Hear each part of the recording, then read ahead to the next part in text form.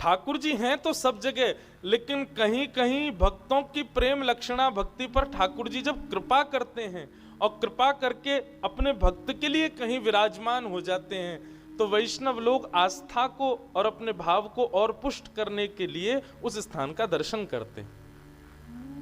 बेटी, ऐसे स्थान विश्वास को और दृढ़ करते हैं, इसलिए ऐसे स्थानों पर जाना चाहिए। भगवान है तो सब जगह, लेकिन हमारे भीतर विश्वास दृढ़ हो, उसके लिए ऐसे तीर्थों में हमें जाना चाहिए। कथा है डाकोर नगर के एक गृहस्थ जीवन जीने वाले वैष्णव की, जो कि हर एकादशी पर द्वारिका जाते हैं और द्वारिका जाकर के ठाकुर जी का दर्शन करते, रात भर जागरण करते द्वारिकाधीश के सामने बैठ करके, और जागरण करने के पश्चात फिर वापस डाकोर जी आते। धीरे धीरे ये क्रम करते करते करते करते वो वैष्णव वृद्ध हो गया। ये निवृत्तिनाथ जी ये कथा सुना रहे हैं मीराबाई को। वैष्णव वृद्ध हो गया। अब वृद्ध हो गया तो पहले जैसी ऊर्जा नहीं रही, जाने में इतनी दिक्कत भी होती थी। कई बार तो एकादशी पूर्ण हो जाती, द्वादशी लग जाती, बेचारे तब पहुंचते, आके फिर ठाकुर जी से क्षमा मांगते, भगवान मेरा नियम थोड़ा सा टूट रहा है, क्या करूं, वृद्धावस्था हो गई है मेरी, अब मैं ज्यादा कुछ कर नहीं पाता, भगवान अब क्या बताएं, ठाकुर जी से द्वारिका इतना दूर भी तो है। एक दिन एकादशी के दिन वो वैष्णव जब द्वारिका पहुंचे तो रात्रि में जागरण करते करते करते करते उनके नेत्र बंद हो गए, और बंद होते ही उनके चित्त में ऐसा भाव आया कि श्री द्वारिकाधीश उनके गले लग गए हैं और उनके साथ उनकी बैलगाड़ी में बैठकर के डाकोर जी जा रहे हैं। ये दृश्य जैसे उनको अपने चित्त में दिखा, वो भाव नेत्र खोल करके जब उन्होंने अनुभव किया, बोले कि कहीं ठाकुर जी आज्ञा तो नहीं कर रहे कि तू मुझको ले चल। अरे ये पाप नहीं कर सकता मैं, पुजारी मुझे बहुत मारेंगे, जान से मार देंगे मुझे। लेकिन मन में सोचने लगे ज्यादा से ज्यादा क्या होगा, मरूंगा, लेकिन अपने ठाकुर को एक बार गले तो लगा लूंगा। अरे साहस कर लूं, पूरा जीवन तो मैंने व्यतीत कर दिया एकादशियां यही मना करके, अब ये भाव मेरे हृदय में आया, इसका मतलब द्वारिकाधीश आज्ञा दे रहे हैं। अपना नाम लेकर के बोले आज पीछे मत हट। अरे किससे डरता है तू, द्वारिकाधीश तेरा स्वामी है, उसके आगे किससे डरता है तू, आज थोड़ा साहस कर ले, ठाकुर जी को लेके भाग चलते हैं ठाकुर जी। और अर्धरात्रि का समय जैसे तैसे करके मंदिर के अंदर प्रवेश कर गए, सामने शंख चक्र गदा पद्मधारी चतुर्भुज द्वारिकाधीश का दर्शन किया। आहा,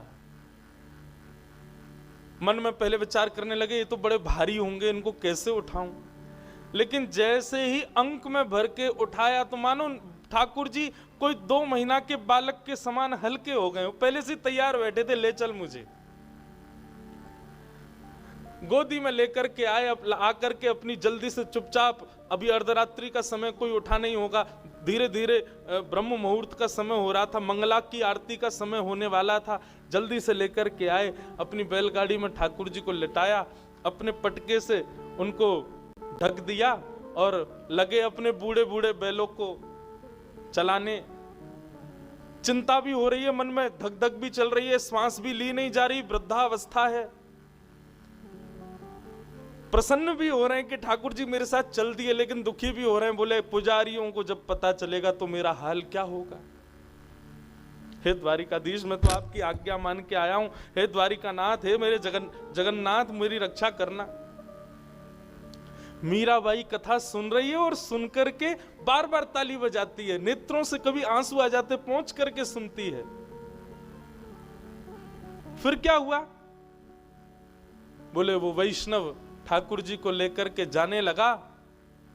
इतने में ही द्वारिकाधीश के मंदिर में पुजारियों ने जब प्रवेश किया हल्ला मच गया पूरी द्वारिका में, ठाकुर जी चोरी हो गए, ठाकुर जी चोरी हो गए, ठाकुर जी को कोई ले गया। पूरी द्वारिका की खोज की गई, कौन था रात्रि में यहां पर, तो पता चला कुछ वैष्णव जागरण कर रहे थे। तभी उनसे पूछताछ हुई तो वो बोले एक हमारे साथ डाकोर जी का भक्त था, वो नहीं मिल रहा है, बाकी सब यही है। अपने अपने घोड़ों पर बैठ करके लोग दौड़े ठाकुर जी के मार्ग पर। वो वैष्णव ठाकुर जी को लेकर के जा रहा था, वो पीछे मुड़ मुड़ करके देख रहा था, तभी देखा कि प्रचंड धूल उड़ रही है, मानो घोड़े आ रहे हैं। अब तो घबराहट भरने लगी, बेचारे बूढ़े बूढ़े बैल कितना भागेंगे, और भगा में उनको बोले भागो, लेकिन ठाकुर जी तो बहुत दूर है अभी। मन में विचार करने लगे क्या करें।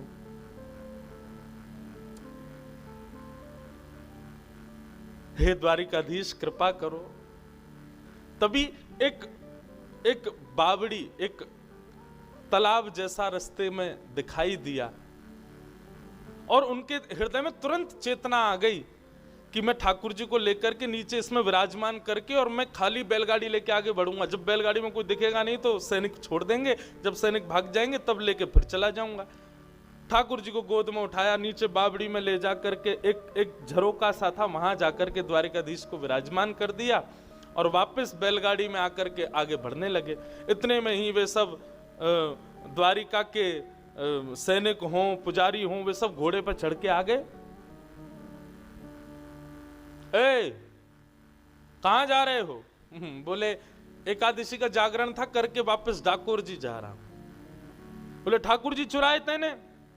तो नहीं भगवान, मैं क्यों चुराऊंगा ठाकुर जी को, तलाशी करो इसकी। उसकी बैलगाड़ी उठा के सब जगह से देखा तो घास फूस सब उठाई, तभी वहां पर द्वारिकाधीश की पीतांबरी दिखाई दे गई, पटका दिखाई दे गया। और पटका देखते ही बोले ये पटका किसका है? फिर पटका देखते ही हाथ पांव कांपने लगे। जैसे ही हाथ पांव कांपते हुए देखे, बोले इसी ने ही चोरी किए, ठाकुर जी कहीं रख दिए, पूछो इससे। एक दो बार पूछा, नहीं बताया तो सबने उसको बहुत मारा। मीराबाई जोर जोर से रोने लगी सुन करके। अरे वो क्यों मार रहे हैं उनको? ठाकुर जी भी तो उनसे राजी हैं, उनके साथ जाना चाहते हैं, फिर वो क्यों मार रहे हैं उनको?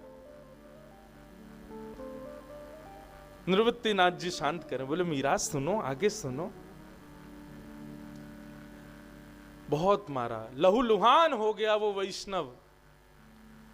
जब रक्त निकलने लगा तब हाथ जोड़ करके मुस्कुराने लगा, बोले कोई बात नहीं, मेरे प्राण निकल जाएं, लेकिन मेरी अंतिम इच्छा पूर्ण हो गई ना, द्वारिकाधीश को मैंने गले लगा लिया, अब भले ही मेरे प्राण निकल जाए। इतने में ही उस बावड़ी में से आवाज आने लगी, अरे मूर्खों, तुम मेरे भक्त को मान रहे हो? क्या तुम्हें पता नहीं कि भक्त और भगवान में अंतर नहीं होता?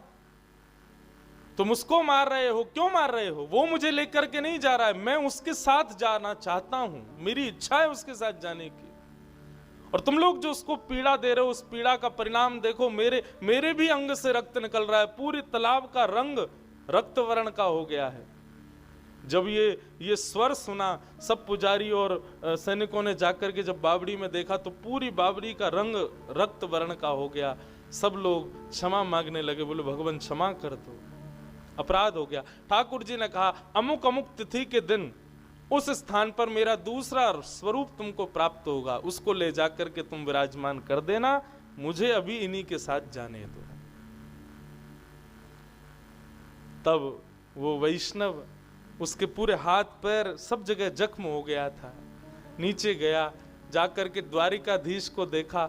इतना प्रेम द्वारिकाधीश करते हैं ये जान करके उसने जैसे अपने हृदय से लगाया ठाकुर जी को, उसके सारे जख्म ठीक हो गए, बिल्कुल स्वस्थ हो गया। और ठाकुर जी को लेकर के डाकोर जी में विराजमान हुआ। वही डाकोर जी में रणछोड़ राय के रूप में विराजमान है। मीराबाई ने जब ये कथा सुनी, अब तो मीराबाई उतावली हो गई, सबसे कहने लगी हम कब पहुंचेंगे डाकोर जी, हम कब पहुंचेंगे, कब दर्शन होगा हमको उनका। मुझे उनको देखना है जो अपने वैष्णव भक्त के साथ चले आए।